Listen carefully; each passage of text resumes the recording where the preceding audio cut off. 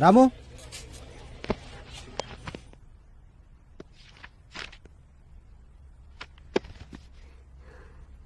నన్ను పెళ్లి చేసుకుంటావా? అంత ఆలోచించు. చిన్నప్పటి నుంచి నేను నీకు బాగా తెలుసు. నేను నీకు చాలా పర్సనల్ కూడా.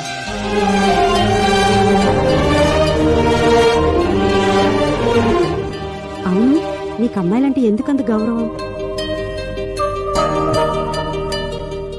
ఆ గొప్పతనం మా నాన్నగారిది, ఆయన నేర్పింది.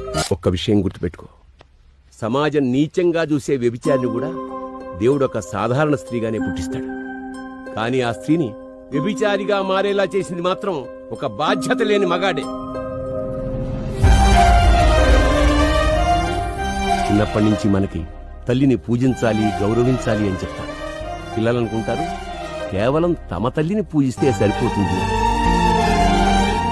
పిల్లలకి చాలా స్పష్టంగా చెప్పవలసిన విషయం, ఈ భూమి మీద ఉన్న ప్రతి తల్లిని గౌరవించాలి, అప్పుడే మనకు మనుగడ ఉంటుందని.